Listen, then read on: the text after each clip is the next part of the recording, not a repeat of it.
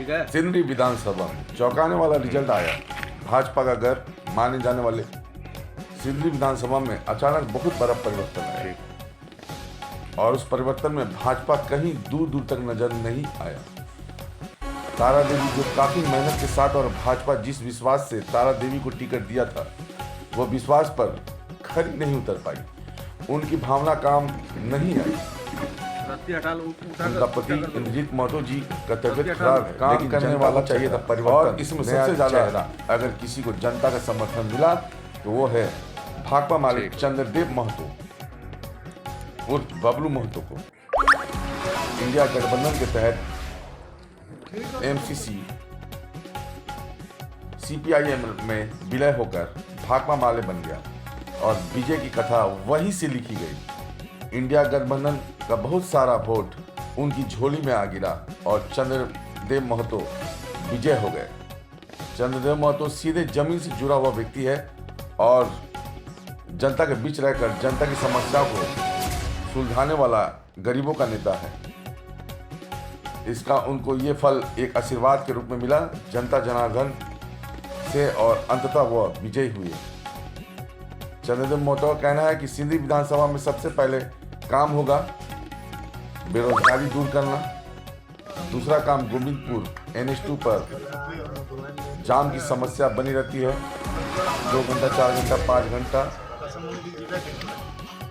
लगातार जाम बनी हुई रहती है और उससे भी विकट स्थिति है कि हमेशा दर्दनाक हादसा वहां पर हो रहा है।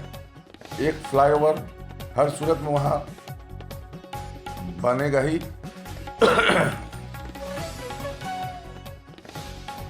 वहां पर फ्लाईओवर बनना ही चाहिए क्योंकि आने जाने में लोगों को सुविधा हो और वहां पे एक्सीडेंट ना हो। तीसरी बात कि नई नई फैक्ट्री को लगाने से काम और उत्पादन के साथ साथ 75% स्थानीय को भी रोजगार मिलेगा जो इनकी पहली प्राथमिकता होगी। आइए देखते हैं कि रिपोर्ट इस बार जो संवाददाता सिंदरी विधानसभा में धनबाद से। इंडिया गठबंधन का जीत है। इस जीत के पीछे निश्चित रूप से पार्टी कार्यकर्ता, गठबंधन दल के कार्यकर्ताओं के साथ साथ लोगों का भी एक अपार समर्थन मिला। लोगों की आशा उम्मीदों के साथ खिलवाड़ हो रहा था। लोग समस्याओं के प्रति गंभीर नहीं दिखते थे पहले के जनप्रतिनिधि, इसलिए सब लोगों ने बदलाव का मूड बनाया और उसी के परिणाम के रूप में हम लोग के साथ है और विकल्प के रूप में हम लोग को चुना। तो इस चयन में या जीत में एक बड़ी जिम्मेवारी भी हम लोग को मिला है कि उन आशा उम्मीदों पर हम लोग खरे उतरे। निकट भविष्य में इस पर हम लोग काम करने का तैयारी में है। अच्छा सर, एक ही बताइए कि ये जो जिम्मेदारी जो मिला है इसमें सिंदरी विधानसभा में क्या गोविंदपुर इनबिल्ट है? निश्चित रूप से बिल्कुल है। मैं उसी गोविंदपुर पे ही आ रहा हूँ कि आए दिन अब जो है वहाँ पे जाम की समस्या है और एक्सीडेंट अक्सर हो रहा है। जनता जनार्दन ये उम्मीद लगा के बैठी है कि बबलू महतो जी यानी चंद्रदेव महतो जी क्या करेंगे उसके लिए, जो कि बड़ी समस्या एक तो अस्थायी वहाँ समाधान के लिए एक फ्लाईओवर होना बहुत जरूरी है। जी सर। फ्लाईओवर हो जाए तो जाम से भी निजात मिलेगा और एक्सीडेंट में भी कमी आएगा। इसके अलावा यदि कभी कभार होता है कहीं एक्सीडेंट तो उसके लिए NH को एक ट्रामा सेंटर बनाना चाहिए और ट्रामा सेंटर हम लोग पहले भी बात करते आए हैं। हम लोग उपयुक्त जमीन इस सब का ही करके ट्रामा सेंटर बनवाने का दिशा में ही करेंगे। राज्य सरकार से भी करेंगे कि एक हॉस्पिटल को अपग्रेड किया जाए ताकि तत्काल लोगों को जो सहायता मिल सके स्वास्थ्य संबंधी, चिकित्सा संबंधी, वो तत्काल उपलब्ध हो। तत्कालीन एक सवाल तत्कालीन सर ये होना चाहिए कि जो सुभाष चौक जो है वहाँ पे 1 वे कर दिया है, उसको कटिंग करके रास्ता निकाल दे। दूसरा एक ट्रैफिक जो लाइट सिग्नल होता है जो 30 सेकंड या 1 मिनट पे रेड ग्रीन होते रहे जिसमें कि गाड़ी वहाँ पे ऑटोमेटिक रुक जाएगा, जो बंगाल में हम लोग देखते हैं। आदमी नहीं भी रहेगा तो वो आदमी फॉलो करता है ट्रैफिक का। दूसरा चीज़ जो साहेबगंज रोड से जो कटिंग हो गया वहाँ पर ट्रैफिक की कोई व्यवस्था नहीं है, विधि व्यवस्था जर्जर है और आए दिन घटना घट रही है। तो इस पे तो सर आपको एक बार पहल उठाना होगा क्योंकि इसके पहले जो भी यहाँ के प्रतिनिधि रहे इस पे तो फोकस किए नहीं, घटना पे घटना हो ही जा रही है। लेकिन आज पब्लिक की उम्मीद आपसे, क्योंकि आज जो वर्तमान विधायक आप हैं, इस पे क्या पहल कीजिएगा? यहाँ तक ट्रैफिक का बात हुई है, वहाँ ट्रैफिक पुलिस तैनात करने का। इसके अलावा वो जो सुभाष चौक पर ये है क्रॉसिंग है, उसको नागरिक समिति द्वारा उठा करके खुलवाया गया है। तो उन लोगों से भी बात करेंगे कि वैकल्पिक जब तक समुचित व्यवस्था नहीं हो जाता है कैसे हम लोग जाम से निजात दिलाएं। तो इस पर बैठ के हम लोग बात करेंगे और समाधान निकालने का ही करेंगे, तत्काल जाम से मुक्ति मिले।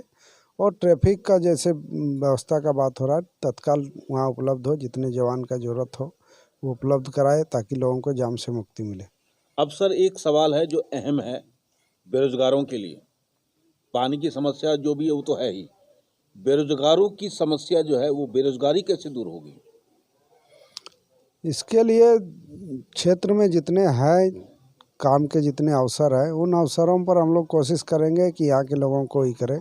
सरकार का नियम भी है कि 75% लोगों को स्थानीय लोगों को ही करना है।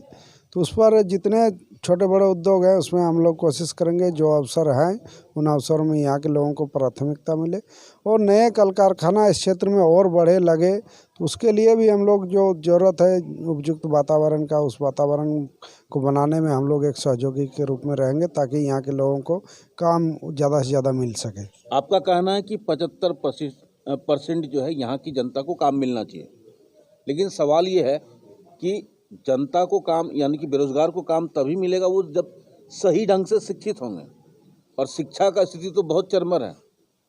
सरकार पैसा दे रही है लेकिन स्कूल में पढ़ाई का क्या है ये आपको पता है। तो उस कंडीशन में वो 75% को आप कैसे काम दे पाइएगा जब उसके पास कोई स्किल ही नहीं है? तो नहीं, सरकार का कई स्किल डेवलपमेंट का कार्यक्रम चल रहा है। उन स्किल डेवलपमेंट के तहत कई युवा उसमें स्किल्ड भी हुए हैं। तो उन लोगों को समायोजित करने का ज़रूरत है, उन लोगों को काम में लगाने का ज़रूरत है। अनस्किल में भी कई ऐसे जगह हैं जहाँ अनस्किल का ज़रूरत है। तो अनस्किल्ड में भी हम लोग देखते हैं कि यहाँ के लोगों को काम नहीं मिल पाता है। तो इस स्थिति को हम लोग आने वाला समय बदलेंगे। यहाँ के जो हैं स्किल्ड अनस्किल्ड सभी लोगों को यहाँ रोजगार मिले, ये हम लोग व्यवस्था करने का प्रयास करेंगे। चलिए, इसमें एक सवाल था सर, आपने अच्छा कहा कि स्किल ट्रेनिंग का बहुत सारी योजनाएं धनबाद या झारखंड में चल रही हैं, लेकिन इसमें अभी जो आपकी हल कारखाना है, गुजरात के लोग यहाँ काम कर रहे हैं। यहाँ के जो बासिंदा है उनका कहना है कि वहाँ जो इन लोगों को कहा जा रहा है कि आप लोग स्किल्ड पर्सन नहीं है, जिसकी वजह से हमें बाहर की टीम को उतारना पड़ रहा है। ये कहाँ तक सत्य है सर? नहीं, ये तो इच्छा शक्ति की कमी हम बोलेंगे कि ठीक ढंग से ये नहीं किया गया। नहीं तो हम लोग केंद्र की संस्थान है, केंद्र के लोग इसको यहाँ के लोगों को लाभ देना नहीं चाहते, ना क्या मनसा है उन लोग का। आने वाला समय हम लोग इससे पहले भी कई जगह उद्योग लगे हैं, उसमें काम में लोग लगे, उस समय भी कोई ऐसा स्किल नहीं था। लोग काम करते करते भी अनस्किल्ड से स्किल में जाते हैं। तो लोगों को लगाने की ज़रूरत है, यहाँ के लोगों को काम अवसर देने की ज़रूरत था, उस चीज़ को नहीं किया गया। और हम लोग इस चीज़ को करेंगे, यहाँ के लोगों को काम देना होगा। नहीं यदि काम मिलता है तो फिर आंदोलन हम लोग खड़ा करेंगे, तैयार करेंगे कि आंदोलन को एक निश्चित मुकाम तक ले जाएं। सही आपका कहना है, क्योंकि ये जुमला है, क्योंकि यहाँ के लोग बाहर जाके काम कर रहे हैं तो वो फिर स्किल्ड है तभी तो काम कर रहे हैं, और यहाँ के लोग को बाहर जाना पड़ रहा है काम के लिए। जब यहाँ का खुद कल कारखाना यहाँ पे चालू है तो बाहर के लोग यहाँ क्यों काम करेंगे? यहाँ के लोग को भी वो रोजगार मिलना चाहिए। तो जनता जनार्दन की इच्छा है कि आप अब विधायक बन चुके हैं, इनके लिए आप एक आंदोलन कीजिए जिससे यहाँ के लोगों को रोजगार मिले, जिनको बाहर जाना ना पड़े। जरूर करेंगे और निर्णायक आंदोलन करेंगे। चलिए, बहुत बहुत धन्यवाद। तो आपने देखा लगातार होती रह रही हैं और उसमें विधि व्यवस्था टाइट नहीं है, लेकिन उसको भी वो दुरुस्त करेंगे और उनका सबसे पहला प्राथमिकता होगा कि वहाँ का एक फ्लाईओवर बने। लेकिन तत्कालीन वहाँ पे एक ट्रांस सेंटर होना चाहिए, वहाँ पे एक ट्रैफिक की व्यवस्था होनी चाहिए जहाँ पे पुलिस तैनात रहे। और साथ ही साथ उन्होंने कहा है कि यहाँ के जो कल कारखाने हैं जो बंद पड़े हैं उनको भी चालू कराने की पूरी प्रयास करेंगे, और 75% जो यहाँ के लोग हैं उनको नौकरी दिलाने का काम करेंगे। और तीसरी बात उन्होंने कहा है कि अभी जो यहाँ पे सिंदरी जो फर्टिलाइजर जो कारखाने खुले हुए हैं, जहाँ पे गुजरात के लोग यहाँ पर आकर काम कर रहे हैं, यहाँ के लोगों को काम नहीं मिल रहा है। तो ऐसी बात नहीं है, यहाँ के लोग भी स्किल है जो बाहर जाके काम कर रहे हैं, और स्किल है तभी वो बाहर जाके काम कर रहे हैं। लेकिन यहाँ कहना है कि यहाँ के लोग स्किल नहीं है। तो ये सिर्फ एक जुमला है, ये जनता को भ्रमित करने का एक मामला है, क्योंकि केंद्र सरकार पर डायरेक्ट आरोप लगा रहे हैं कि केंद्र सरकार नहीं चाहती कि यहाँ के राज्य सरकार के लोग यहाँ जो कारखाने खुले हुए हैं, जहाँ पे गुजरात के लोग यहाँ पर आकर काम कर रहे हैं, यहाँ के लोगों को काम नहीं मिल रहा है। तो ऐसी बात नहीं है, यहाँ के लोग भी स्किल है जो बाहर जाके काम कर रहे हैं, और स्किल है तभी वो बाहर जाके काम कर रहे हैं। लेकिन यहाँ कहना है कि यहाँ के लोग स्किल नहीं है। तो ये सिर्फ एक जुमला है, ये जनता को भ्रमित करने का एक मामला है, क्योंकि केंद्र सरकार पर डायरेक्ट आरोप लगा रहे हैं कि केंद्र सरकार नहीं चाहती कि यहाँ के राज्य सरकार के लोग यहाँ पे काम करें। न्यूज़ फ्लैश भारत से रिपोर्ट सुनीत वर्मा।